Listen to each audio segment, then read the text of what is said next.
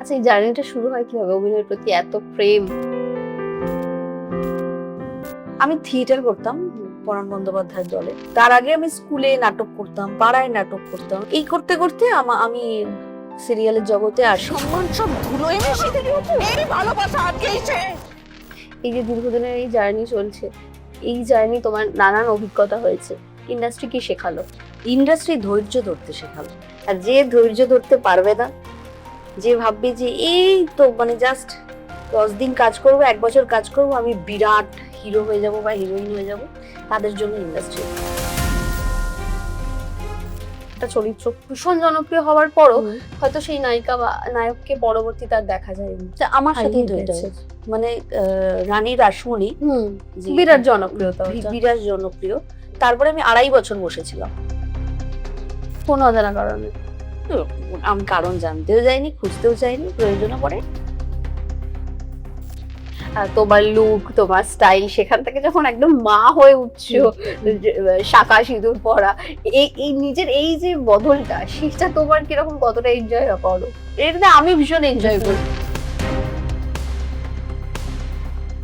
এই যে main stream নায়িকা হব, এই মনোভাবটা কি কখনো ছিল?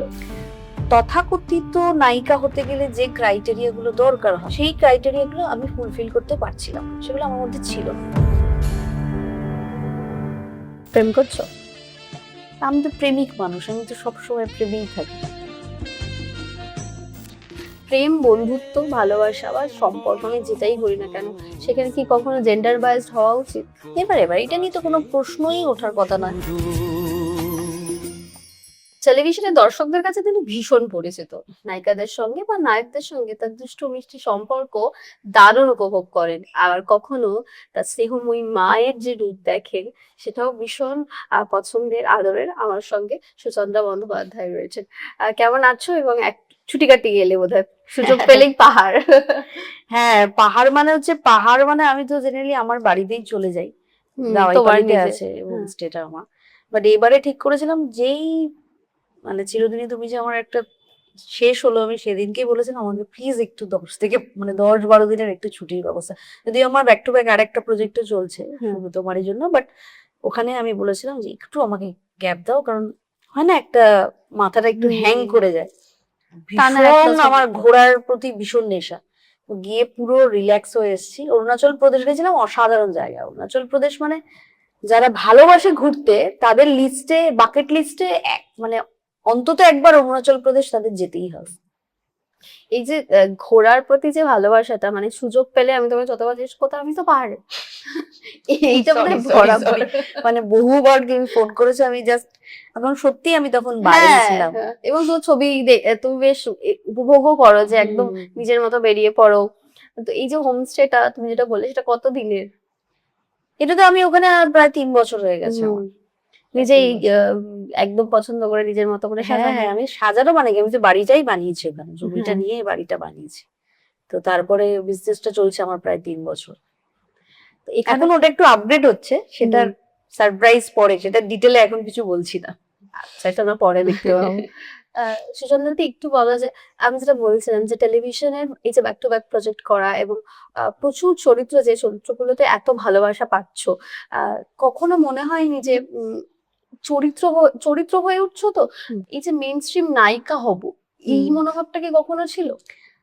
ছোটবেলায় ছিল, এবং একদম মানে যখন প্রথম প্রথম আসছি ইন্ডাস্ট্রিতে তখন ছিল। এবং খুব তাড়াতাড়ি আমি নিজেকে ওই জায়গাটায় নিয়ে যেতে পেরেছিলাম, যেখানে আমার বুদ্ধিমত্তা বা আমার বোধ আমাকে এটা বুঝিয়ে দিয়েছিল যে তথাকথিত নায়িকা হতে গেলে যে ক্রাইটেরিয়া গুলো দরকার হয়, একটু হাইট, একটু সুন্দর, নাচতে জানে, মোটামুটি হয়তো গলায় সুর না থাকলেও চলে, যাই হোক সেইটা পারে, সেই ক্রাইটেরিয়া গুলো আমি ফুলফিল করতে পারছিলাম না, সেগুলো আমার মধ্যে ছিল না। এবার যেটা হয়, এগুলো যারা বোঝে না তাদের অনেকটা বছর পেরিয়ে যায় এবং হতাশাগুলো জমা হতে থাকে এবং তার ফ্রাস্ট্রেশন হয়, এবং সত্যি সে যেটাতে কেপেবল সেই কাজগুলোকে সে ভালোভাবে করতে পারে না। তো আমি একদম আর্লি পিরিয়ডে বুঝে গেছিলাম যে আমি নায়িকা হতে পারবো না তথাকথিত, কিন্তু আমি ভালো চরিত্রাভিনেতা হতে পারবো, কারণ আমার ভিতরে অভিনয় আছে কি জানি না, আমি ভীষণ অভিনয় করতে ভালোবাসি এবং ক্যারেক্টার প্লে করতে আমি কেপেবল হব। তো সেই দিকে আমি ফোকাস করি এবং অনেকগুলো বছর চেষ্টা করি, এবং হয়তো এখন কিছু কিছু করে এগোনোর পথে এগোচ্ছি, কারণ এটার তো কোনো শেষ নেই। না, তো এই যে বললে যে আমি বুঝতে পেরে গেছিলাম এই যে নায়িকা হতে গেলে শুধু অভিনয় গুণ নয়, কিছু কিছু এই জিনিস যে তথাকথিত নায়িকা, হ্যাঁ তুমি বলে নাচ, তুমি যেটা বললে বা সেই রকম একটা মেনটেন করা আম, শরীরও প্রয়োজন হয় অনেক সময়, সেইটা কি খানিকটা মানে এখনো যতটা দরকার তুমি যেই সময় শুরু করেছো বা কিছু বছর আগের কথা বলছি, এই প্যারামিটারটা কি একই আছে? তখন যে রোগা, যে একটা স্লিম ব্যাপার থাকতো সেটা আমার মধ্যে ছিল, আমি সেটা বলছি না, একটা আলাদা চটক লাগে নায়িকা। নায়িকা হচ্ছে সে রাত্রিবেলা আপামর জনগণ ঘুমিয়ে যাকে স্বপ্নে দেখবে, সেই ব্যাপারটা আমার ছিল না। একটা ক্যারেক্টার আমি দুর্দান্ত বললাম, হ্যাঁ আরে সুচন্দ্রা দিয়ে করে না ওই পার্টটা, হ্যাঁ এইটা কিন্তু তাদের মনে থাকছে, জয়মা বগলা বা কিছু মনে করো নে, বা সুমি চরিত্রটা সেটা কিন্তু মনে থাকছে, বাট আমাকে নিয়ে যে ড্রিম করবে, নায়িকা বা নায়ককে নিয়ে লোকে ড্রিম করে একটা, উফ, এই ব্যাপারটা, সেইটার কথা বলছি, সেই এক্সপেক্টেডটা আমার ছিল না, সেটার কথা বলছি। ইটস নট অ্যাবাউট যে রোগা হতে হবে বা লম্বা হতে হবে, সেইটা না। তো একটু এবং এই পুরোটাই কিন্তু মেন স্ট্রিম ছবির ক্ষেত্রে আমি বলছি। একটু, কারণ আমি তোমাকে নিয়েও একটা নায়িকা, আমি যদি ধরে নিচ্ছি আমি ডিরেক্টর মানে ডিরেকশনের কথা, তোমাকে নিয়েও ভাবতে পারি, ওকে নিয়েও ভাবতে পারি, সেই কথা বলছি না, কিন্তু আমি যে মেন স্ট্রিম ছবির কথা বলছি। তো এই যে প্রথম দিকে নিজেকে বুঝিয়ে নেওয়া, সেটা শেখাতে তুমি যে বললে কোনো সময় নিইনি, সেটাকে নিজের সাথে নিজের কিছুটা কথাবার্তা ছিল যে ঠিক আছে আমি চরিত্র অভিনেত্রী হব এবং আমি যে চরিত্রগুলো করবো সেটা দাগ কেটে যাবে? নিজের সাথে তো কথা বলি, আমি ছোট থেকেই নিজের সাথে কথা বলি, এবং নিজেকে বুঝিয়ে নেওয়ার ব্যাপারটা যখন ধরো নিজেকে বুঝিয়ে নেওয়া, এই কথাটার অর্থ হচ্ছে কোথাও গিয়ে আর আমি বুঝিয়ে নিচ্ছি এটা আমি পারবো না, that is not the thing. নিজে বুঝে নেওয়া যে এই জিনিসটা আমি পারবো না আর এই জিনিসটা আমি পারবো, তো আমি নিজে বুঝে নিয়েছিলাম, নিজেকে বুঝিয়ে নিইনি, নিজে বুঝে নিয়েছিলাম বিষয়টা, এইটাই। আচ্ছা, এই জার্নিটা শুরু হয় কিভাবে, অভিনয়ের প্রতি এত প্রেম? অভিনয়ের প্রতি প্রেম, আমি থিয়েটার করতাম পরাণ বন্দ্যোপাধ্যায়ের দলে, তো তার আগে আমি স্কুলে নাটক করতাম, পাড়ায় নাটক করতাম, এবং যখনই করতাম আমি দেখতাম যে কিছুই না, মানে চারটে যদি মানুষ বা আমরা অভিনয় করতাম, তার মধ্যে কেউ কেউ মার হতো এবং তার মধ্যে আমি মার হতাম আর কি, সেটা আরে দারুণ তো এই ব্যাপারটা। তো সেইটা থেকে বাচ্চা, তখন সেটা ভালো লাগতো, নাচ গান অভিনয় এইগুলোর প্রতি আমার প্রথম থেকেই ন্যাক ছিল। তারপর আমার যে টিচার ছিলেন আর কি, রঞ্জিত স্যার, তো উনি আর কি আমায় খুব লক্ষ্য করতেন যে তুই তাহলে থিয়েটার জয়েন কর। তো আমি তখন ওই আমার বাড়ি বড়নগরে ছিল, আমি দমদমে পরান্দার দলে উনি আমাকে নিয়ে যান, কারণ আমি তখন অনেকই ছোট, মানে মাধ্যমিক সবে পাশ করেছেন। সেখানে জেঠু আমাকে দেখে এবং জেঠুর ক্লাস আমি করতে শুরু করি, প্রফেশনালি আমি গ্রুপ থিয়েটারটা করা শুরু করি। তারপরে ফ্রিল্যান্স অনেক গ্রুপ থিয়েটার করেছি, অবন্তীদির দলে অবন্তিতা চক্রবর্তী থ্রি সিস্টার্স বলে একটা নাটক হয়েছিল, সেখানে অভিনয় করি। এই করতে করতে আমি সিরিয়ালের জগতে আসি, অডিশন দিই, এবং একটা বিষয়টা হচ্ছে সিরিয়ালে এসে আমাকে খুব একটা স্ট্রাগল করতে হয়নি। তার কারণ হচ্ছে আমি যে অডিশনটা দিয়েছিলাম আমি পাস পাস করে গেছিলাম আর কি, মানে খুব একটা আমাকে এখানে স্ট্রাগল করতে হয়নি, সেটা আমি বলবো আমার ভাগ্য, বা যেহেতু আমার একটা থিয়েটার ব্যাকগ্রাউন্ড ছিল সেটা খুব কাজে লেগেছিল, এইভাবেই চলে আসা, তারপর পরপর হয়ে যাওয়া। তো ছোটবেলাটা একটু বলো যে কোথায় কেটেছে? আমার ছোটবেলা পুরোপুরি বরানগরে কেটেছে। আমি বরানগর থেকেই রিহার্সালে যেতাম, তারপর আমি অ্যাকচুয়ালি একটা গভর্নমেন্ট সার্ভিস আমি করতাম, সেন্ট্রাল গভর্নমেন্টে, casual not permanent, casual job করতাম, হয়তো পরে পরীক্ষা টরীক্ষা দিয়ে পার্মানেন্ট হয়ে যেত। তো ডেটা এন্ট্রি অপারেটর হয় না, সেই কাজ আমি করতাম। বাট যেহেতু ওখানে একদম খুব স্ট্রিক্ট ছিল আর কি, 10টার মধ্যে অফিস ঢুকতে হবে, 6টার মধ্যে বেরোতে হবে, 6টার সময় বেরিয়ে আমার রিহার্সালে পৌঁছতে অনেক লেট হয়ে যেত। তো হয় না জওয়ানি কা জোশ, জওয়ানি কা জোশে আমি বলেছিলাম না আমি থিয়েটারটাই করবো। এবং সত্যি আমি মানে অভিনয় ছাড়া অন্য কিছু আর করতেও চাই না। এরকম একটা চাকরি ছেড়ে সেই সময় এই যে তুমি রিস্কটা নিয়েছিলে, তুমি একটু বলো যে কি কি ভেবেছিলাম, বাড়ির আমার লোক কোনো কি আফসোস নেই তার জন্য, আমার কোনো আফসোস নেই। সেন্ট্রাল গভর্নমেন্ট জব, আমি এখনো অফিসটার পাশ দিয়ে যখন যাই, এবং সেই অফিসের বস, মানে সেই ছোটবেলায় আমাকে যিনি দেখতেন, তিনিও তোমাকে সিরিয়ালে দেখি বা যোগাযোগ করা, ওটা আমার কাছে খুব ভালো লাগে, যে উনি মনে রেখেছিলেন আর কি। তো আমার কোনো আফসোস নেই, আমি চাকরির মেটেরিয়াল নই, আমার উপরে আমার বসিং পছন্দ নয়, নিজের মতো I am the boss of my life. কিন্তু এই যে ছেড়ে দেওয়াটা, সেটা পরিবারের কোনো না, আমার বাবা খুব সাপোর্ট করেছিল, ঠিক আছে তোমার যদি মনে হয় যে তুমি এটাতে খুশি নাও তুমি এটা করো না, বাবা ওয়াজ লাইক বাবা নেই, তো নেই ইন দ্য সেন্স মানে পৃথিবীতে নেই, তো বাবা ওয়াজ লাইক ভেরি মানে রোমান্টিক পার্সন। কারণ আমার মনে হয় উনি নিজের জীবনে যেগুলো করতে পারেননি সেগুলো আর কি আমাকে কখনো বাধা দেননি। কারণ বাবার খুব স্ট্রাগলড লাইফ ছিল, ছোট থেকে স্ট্রাগল করে বড় হয়েছে, পরীক্ষা দিয়েছে, তারপর বাবাও গভর্নমেন্ট সার্ভিস করতো। তো আমার স্বপ্নে কখনো বাবা বাধা দেয়নি। তখন চাকরিটা ছেড়ে দিয়ে একদম থিয়েটার করছো পুরোপুরি, সেই সময় একটা তো ইনকাম মানে পারিশ্রমিক যেটা তুমি পেতে সেই থিয়েটার থেকে এখনো পর্যন্ত সেই রকম কোনো পারিশ্রমিক মেলে না। তো সেই সময় এখন কিছুটা হলেও মেলে, তখন একদমই মিলতো না, তখন হুম। সেই অর্থে মিলতো না বললেই চলে। বাট সেই সময় অসুবিধা হয়নি ধরো জীবনযাত্রাতে যে না না, সেটা আমার ফ্যামিলি সাপোর্ট সেই দিক থেকে ছিল, সেই দিক থেকে আমি কখনো আমার মানে অন্য সংস্থানের অভাব কখনো সেই অর্থে ছিল না, টাচুট। যখন সিরিয়াল করতে এলে এবং টলিপাড়া একদম থিয়েটার থেকে আসছো, মানে তোমার একটু নিশ্চয়ই যোগাযোগ বা সেরকম কিছু না, নাকি একেবারে নতুন একেবারে নতুন ছিলাম। পরান্দা বলেছিল এই যা ওখানে গিয়ে অডিশন হচ্ছে, যা অডিশন দে। যা যাবো অডিশন দেবো, অডিশন দিই। অরিন্দম বাসু আমার প্রথম ডিরেক্টর, খুবই ভালো মানুষ, তো ওনার কাছে অডিশন দিই, তো পাশ করে যাই, ব্যাস তারপর সিরিয়াল শুরু করি। এই যে দীর্ঘদিনের এই জার্নি চলছে, এই জার্নি তোমার নানান অভিজ্ঞতা হয়েছে, ইন্ডাস্ট্রি কি শেখালো? ইন্ডাস্ট্রি ধৈর্য ধরতে শেখালো। আর যে ধৈর্য ধরতে পারবে না, যে ভাববে যে এই তো মানে জাস্ট 10 দিন কাজ করবো, 1 বছর কাজ করবো, আমি বিরাট হিরো হয়ে যাব বা হিরোইন হয়ে যাব, তাদের জন্য ইন্ডাস্ট্রি নয়।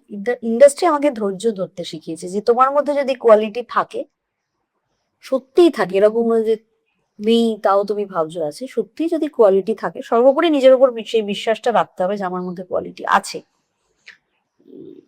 তাহলে এক না একদিন তোমাকে ইন্ডাস্ট্রি তার ফেরত দেবে, যতটা দেওয়ার ততটাই দেবে। আর যারা ভাবে যে না আমি কিছুই পেলাম না ইন্ডাস্ট্রি থেকে, তাদের নিজের সম্পর্কে এক্সপেকটেশন অনেক বেশি, তাই জন্য হতাশাও বেশি। এগুলো জ্ঞান নয়, এগুলো মানে আমার প্র্যাকটিক্যাল। মনে হয় যে আমি কেন সাবানা আজমি হতে পারলাম না। আরে সাবানা আজমি সাবানা আজমি, তুমি অন্য কেউ হও। তুমি এবিসিডি, তাহলে এবিসিডি কেই উঁচু করার চেষ্টা করো, কাউকে নকল করো না। বা তার একটা কারোর বড় গাড়ি আছে, তাহলে আমি কেন সিরিয়াল করে আর একটা আরো বড় গাড়ি কিনতে পারলাম না, সেটা ভেবো না। তুমি যেটা বললে যে ধৈর্য ধরতে শেখায়, আমরা অনেক সময় অনেক ঘটনার সম্মুখীন হয়েছি ইন্ডাস্ট্রিতে, যে একটা জনপ্রিয়তা যাতে একটা চরিত্র ভীষণ জনপ্রিয় হওয়ার পরও হয়তো সেই নায়িকা বা নায়ককে পরবর্তীতে আর দেখা যায় না। তা আমার সাথেই তো হারিয়ে এটা গেছে। হয়েছে। মানে রানী রাসমণি, যে বিরাট জনপ্রিয়তা ওটা। বিরাট জনপ্রিয়, এবং ওখানে একটা ভিলেন ক্যারেক্টার ছিল, মেন যে নেগেটিভ আর কি, ভীষণ ফেমাস হয়েছিল। তার একটা মুদ্রাদোষ ছিল, কিছু মনে করো না, সেটা মানে প্রচন্ড ফেমাস হয়েছিল। ওটা ওয়ান অফ মাই মানে ভালো কাজ আর কি। তো তারপরে আমি 2.5 বছর বসেছিলাম, 2.5 years। কোন অজানা কারণে। আমি কারণ জানতেও যাইনি, খুঁজতেও চাইনি, প্রয়োজনও পড়েনি। তারপর আবার একটা ভালো, তারপর মাঝখানে টুকটাক কাজ করেছিলাম, মানে ছোট ছোট ক্যারেক্টার করবো কি করবো না, বাট সেই ক্যারেক্টারটা গুলো আবার মানে ক্লিক করে যায় এবং অনেকদিন চলে। আচ্ছা, 2.5 বছর মানে যারা অভিনয়কে পেশা হিসেবে পড়াশোনা করেছি, সিনেমা দেখেছি, টাইম পাস করেছি, মানে সিনেমা দেখেছি প্রচুর, পড়াশোনা করেছি, আর ঘুরতে গেছি, একদম ফ্রাস্ট্রেশনকে আমি জায়গায় দিই। কিন্তু একটা তো আর্থিক দিক থাকে সুচন্দ্রাদি, সেক্ষেত্রে 2.5 বছর যার তোমার পেশা এটা, সেক্ষেত্রে আর্থিক দিকটাকে না আমরা অন্যভাবে ইয়ে করি, ফাইন্যান্স নিয়ে, তাহলে তোকে আমার আরেকটা ইন্টারভিউ দিতে হবে, কি করে ঠিকঠাক করে ফাইন্যান্সটাকে ব্যালেন্স করা। একটু বলো ছোট করে। ওই একটা সিরিয়ালে ঢুকেই একটা বিরাট বড় গাড়ি ইএমআই তে কিনে নিলাম, কারণ আমি ভাবলাম যে এইটা চলেছে মানে পরেরটাতেও আমি হিট। আমি হিট না, অ্যাকচুয়ালি সিরিয়ালটা হিট, সিরিয়ালটার গল্পটা হিট, এবং চরিত্রটা যেভাবে লেখা হয়েছে সেইটা হিট। সেখানে লাকিলি হয়তো আমি প্লেসড হয়ে গেছি, তার মানে আমি কিন্তু আমার মারুতিটা বিক্রি করে ফট করে একটা অডি কিনে নিলাম সেকেন্ড হ্যান্ড, এবং জানিও না যে অডিটা সার্ভিস করাতে ইয়ারলি কত খরচা। সেক্ষেত্রে তাদের প্রবলেম হয়। আমি ভীষণ সিম্পল লাইফ লিড করি, ভীষণ। আমার 2.5 বছর ডাল ভাতের জোগাড় হয়ে যায় একেবারেই। ডাল ভাতের যাদের মানে আমি অতটাও এতে যাচ্ছি না, কিন্তু ডাল ভাত সিম্পল লাইফ। প্রচুর ছেলেপিলে আছে ভাই জেলা থেকে এসে আলু সেদ্ধ ভাতকে, আমি নাম করে এখন নামটা বলবো না, বিরাট ফেমাস নাম, সে আমি নাম তুলছি না, তারা কিন্তু আলু সেদ্ধ ভাত খেয়ে স্ট্রাগল করে এখন বিরাট বড় হিরো। তো এটাতে কোনো লজ্জার কিছু নেই, এটা এই স্ট্রাগলটাকে এনজয়। যদি তুমি স্ট্রাগলটাকে এনজয় করতে না পারো, industry is not for you. Industry is not fair. স্ট্রাগলটাকে তোমার এনজয় করতেই হবে আর হ্যান্ডেল করতে হবে। যেমন আমি আমার চুলটা হ্যান্ডেল করছি, কারণ আমার ক্যামেরাম্যান বলে রেখেছে চুলটা দিদি মুখের উপর পড়ছে। এই যে তুমি যেটা বলছো যে মানে যতটা মানে ওই হয় না যে একটা ইএমআই এর ব্যাগেজ, সেটা বোধহয় নাও না, মানে স্বাচ্ছন্দ্যটাকে নিজের মতো করে, নিজের স্বাচ্ছন্দ্য মতো। থাকবে কিন্তু সেটা নিজের মতো করে। ইএমআইটা আমি একদম মানে ধরো আমি ভেতরকার কথা বলছি, এটা আমি বলতে জেনারেলি বলি না বা কিছু। ধর আমাকে যদি একটা সেকেন্ড এসি কিনতে হয়, আমি চাইলে আজকে কিনতে পারি, কিন্তু ইএমআই তে আমি কিন্তু 6 মাস ওয়েট করব, করে আমি টাকাটা জমিয়ে ওটা কিনবো, এবং আমি সেটাই করেছি। আমি মানে অন স্ক্রিন এটা বলে দিলাম। আমাকে অনেকেই বলেছে এখন 6 মাস ওয়েট করবি, 500টা কি জিরো ইয়েতে এখন পাওয়া যায় জিরো না ভাই। ব্যালেন্স, হ্যাঁ। কারণ তার পেছনের যে টার্মস এন্ড কন্ডিশনস গুলো থাকে সেটা তোমরা জানো না, যে হিডেন চার্জ গুলো থাকে, যে ইএমআই এর বার্ডেনটা থাকে, 16% 17% করে ইন্টারেস্ট নেই, এগুলো তো জানে না বেসিক্যালি। ফাইন্যান্স নিয়ে একটা আমার মনে হয় পড়াশোনা করানো উচিত, মানে একটা আলাদা সেক্টর হওয়া উচিত ফাইন্যান্স নিয়ে। এই যে এক একটা চরিত্র জনপ্রিয়তা হয়ে ওঠা, এবং আমি যদি বলি লাস্ট সুমির চরিত্রের কথাতেই আসি, মানে আমরা তোমাকে যেমন দেখি, তোমার লুক, তোমার স্টাইল, সেখান থেকে যখন একদম মা হয়ে উঠছো, শাঁখা সিঁদুর পরা, এই নিজের এই যে বদলটা, সেটা তোমার কিরকম, কতটা এনজয় করো?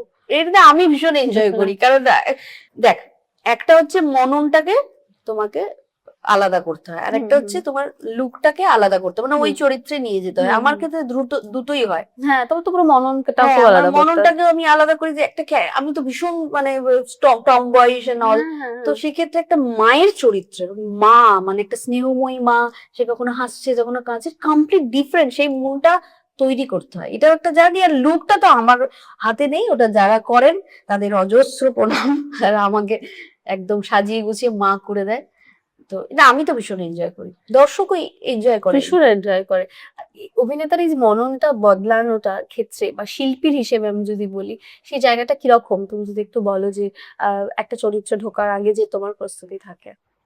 চরিত্রে ঢোকার আগে আমি ছোটবেলা থেকে যেটা প্র্যাকটিস করতাম, যেটা আমাকে শিখিয়ে দিয়েছিল একদম প্রথম থেকে, সেটা আমি প্র্যাকটিস করি। সেটা হচ্ছে যখনই কোনো ক্যারেক্টার করি, যে সংলাপগুলো লেখা থাকে সেটা বাদ দিয়ে সেই ক্যারেক্টারটা ছোট থেকে তার জার্নিটা, অ্যাটলিস্ট 10 বছর থেকে সেই ক্যারেক্টারটা কিরকম হতে পারে, তার সে কোথায় বড় হয়ে উঠেছে, তার এই কথাগুলো খুব বুকিশ হয়ে যাচ্ছে, বাট সত্যি আমি এটা করি।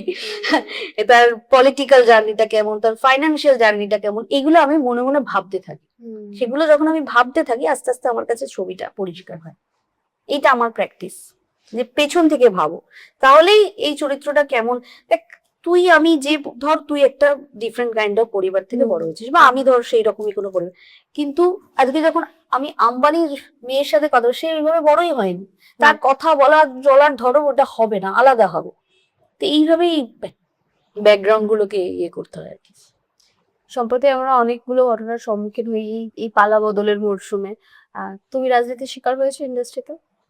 না না ভাই, আমি কোনো রাজনীতির শিকার হইনি। আমার রাজনীতি একটাই, কাজ করো, ব্যাস। যতটুকু তুমি কাজ পাচ্ছ ততটুকু কাজ করো। আমি পলিটিক্স এর মধ্যে যাই না, মানে আমি বুঝি না এই ব্যাপারগুলো।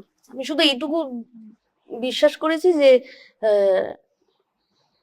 আমি, আমার কি রাজনীতি বা আমার কি ভাবনা, তার জন্য কখনো আমার কাজ আটকাইনি। তো এই যে টেলিভিশনের যে পরিধিটা, বা এই কাজের পরিবেশ নিয়ে অনেক প্রশ্ন ওঠে, মাঝখানে আমি অনেক কথা শুনি যে কাজের যে সিস্টেম থাকে, তারপর ধরো এই যে টিআরপি, কাজ, সবকিছু নিয়ে তুমি তো দীর্ঘদিন টেলিভিশন করছো, তোমার কি মনে হয় যে এই ক্ষেত্রে কি কি পরিবর্তন প্রয়োজন রয়েছে, মানে এক অভিনেত্রী হিসেবে, শিল্পী হিসেবে? বিষয়টা কি হয়, একটা ছোট্ট ক্ষেত্রে পরিবর্তন করতে গেলে না, আগে মানে ওইভাবে পরিবর্তন আসবে না। যখন পুরো জিনিসটা ঠিকঠাক হবে তখনই ইন্ডাস্ট্রির পরিবর্তন হবে।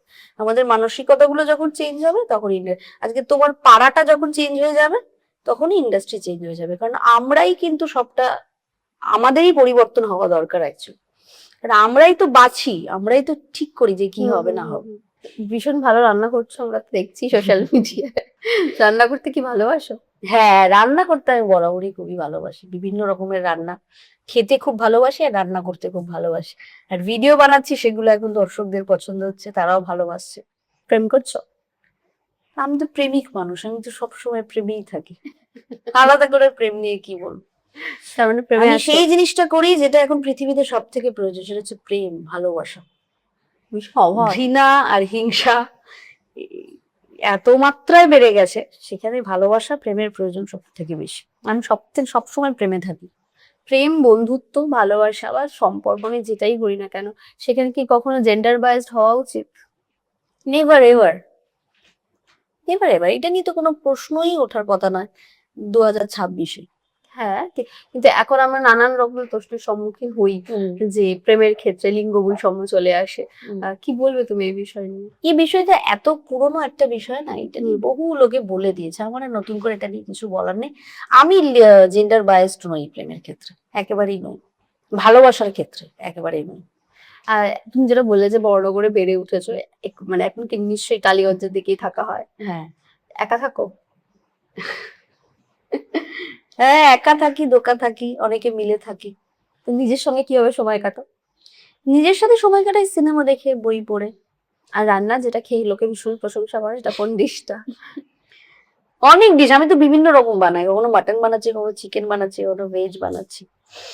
আচ্ছা, তো যে ধারাবাহিক চলছে শুধু তোমারই জন্য, তো একটু বলো যে এই এই চরিত্রটা, মানে একটা চরিত্র যখন শিফট করছো এবং আজকাল একটা ব্রেক নিয়ে নিয়েছো, তো এই চরিত্রটা তোমার কাছে কিরকম এনজয় করছো? এবং আমরা জানি যে তোমার জন্য ক্যারেক্টারটা চেঞ্জ হচ্ছে, রাহুলের চরিত্রের একটা বদল ঘটছে। দ্যাট ইজ ভেরি স্যাড, কারণ ওর পায়ে বেচারা পড়ে গিয়ে লিগামেন্ট ছিঁড়ে গেছে। এবার যা হয় আর কি, ফুটবল খেলার ক্ষেত্রেও যেরকম, এটাও তাই, পুরো নির্মম, কিছু করার থাকে না। যখন একটা প্লেয়ার ইনজিওর হয় তখন আমাদের মানে সে নিজেই বলে যে আমাকে এবার সাইড কর, অন্য কেউ খেলবে। তো এটাই আর কি, আশা করছি যদি ওর পাটা তাড়াতাড়ি ঠিক হয়। জানি না কি হবে, অ্যাকচুয়ালি ডিটেলে আমি অতটা জানি না বিষয়টা, বা আই থিঙ্ক ও মনে হয় ছেড়ে দিচ্ছে বা রিপ্লেস হচ্ছে কোনো একটা কিছু। এতগুলো চরিত্র করেছো, যে চরিত্রটা তোমার কিন্তু খুব ওকে কাছের। কিন্তু আমি দেখেছি শুভ্রকে যে পায়ে ওই ব্যান্ডেজ নিয়ে ও শুটিং Shooting করেছে। করেছে। That is very very very, মানে কি বলবো, খুবই ডেডিকেটেড এই বিষয়টা। যেটা তোমায় জিজ্ঞেস করছিলাম যে এতগুলো চরিত্র করেছো, এবং রানী আসুনির কথাই বলি বা আমি সদ্য যদি সুমির কথাই বলি, তোমার মনে দাগ কেটে দেওয়ার চরিত্রের জন্য যেটাকে তুমি ভুলতে পারোনি, মানে হয় না একটা চরিত্র থেকে যায় খুব মনের কাছাকাছি? না, আমার মনের কাছাকাছি বলতে ভালো চরিত্র অনেকগুলোই করেছি, সবকটাই মনে আছে, বেশি মনে রেখে দিই না আমি। আমার মনে থাকার থেকেও দর্শকের মনে যদি সেটা থেকে যায় সেটা বেটার। আমার যদি মনে থাকে সেটা মাথায় বসে যাবে, তাহলে আমার পরের চরিত্র করতে অসুবিধা হয়ে যাবে। যতটুকু করেছি আমি আমার ডেডিকেশন দিয়েই করেছি, খুব চেষ্টা করেছি ভালো করার, হয়ে গেছে, নাও ইটস ওভার। স্বপ্নের ওটাকে আমি চরিত্র? মাথায় স্বপ্নের চরিত্র বলে আমার কাছে কিছু নেই, ওরকম কিছু নেই আমার কাছে। স্বপ্নের চরিত্র বলে কিছু নেই, কোনো চরিত্র যদি পাই সেটাকে স্বপ্নের মতো ভালো করার চেষ্টা করব, কারণ আমি স্বপ্ন দেখতে ভালোবাসি। একদম। এবার এবার কি প্ল্যানিং রয়েছে বলো? একদম ধারাবাহিক তো চলছেই, আর মানে জীবনের আর কি প্ল্যানিং রয়েছে? জীবনের প্ল্যানিং কি, আমি গুয়াই তো ঘুরতে গেলে এবার পরে কোথায় ঘুরতে যাবো সেই প্ল্যানিং করছি আমি। পুজোর সময় কোথায় ঘুরতে যাওয়া যায় সেই প্ল্যানিং অলরেডি চলছে আর কি। আর এখন ভিডিও করছি, ব্লগিং করছি, বিকজ আমি আগে করতাম না এবং আমি ভাবতাম যে আমি ওই যে আমি ভেবে নিয়েছি যে কেপেবল নয়, বাট আমি ওটাতে আরেকবার ভাবলাম যে বিষয়টা, যে দুনিয়াটা তো এগোচ্ছে, বিনোদনের মাধ্যমেরও কিন্তু পরিবর্তন আসছে, তো সেখানে তো আমাকে আবার স্ট্রাগল করতে হবে, করছি, ভালো লাগছে। আচ্ছা, এই যে আমি তোমাকে এখানে একটা প্রশ্ন করি যে তোমার একটা, তুমি যেটা বললে যে তোমার একটা হোমস্টে আছে, সেটা তোমার একটা বিজনেস, একটা অন্য পেশা, এটা তুমি অভিনয় করছো এদিকে, কিন্তু এই অভিনেতা অভিনেত্রীদের আরেকটা করে বিজনেস বা ব্যবসা রাখা, সেটা কতটা প্রয়োজনীয় এখন দাঁড়িয়ে? শুধু অভিনেতা অভিনেত্রী বলে নয়, যে কোনো নর্মাল মানুষের ক্ষেত্রে আমি তোমাকেও এটা সাজেস্ট করবো, অলওয়েজ প্যাসিভ ইনকাম জেনারেট করো।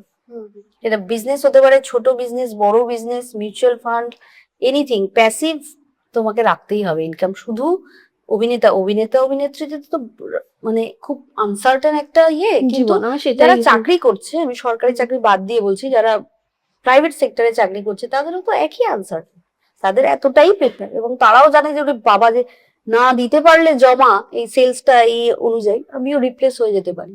তো সবারই একটা প্যাসিভ ইনকাম দরকার। যদি মনে করে, আর যদি মনে করে দরকার নেই, ঠিক আছে, অল্পতেই খুশি।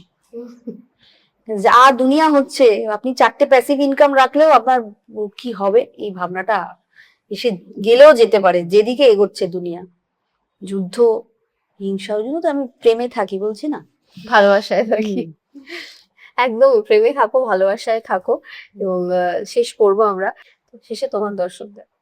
আমার দর্শকদের আই লাভ ইউ, আমাকে এরকম ভাবেই ভালোবাসবেন, অন্য কিচ্ছু ভাববেন না, যে যা বলছে বলুক, জাস্ট ভালোবাসা দিয়ে যান। টলিউডের লেটেস্ট আপডেট, গসিপ ও এক্সক্লুসিভ ইন্টারভিউ দেখার জন্য এখনই সাবস্ক্রাইব করুন সিটি সিনেমার ইউটিউব চ্যানেল আর ফলো করুন আমাদের ফেসবুক, ইনস্টাগ্রাম ও হোয়াটসঅ্যাপ চ্যানেল।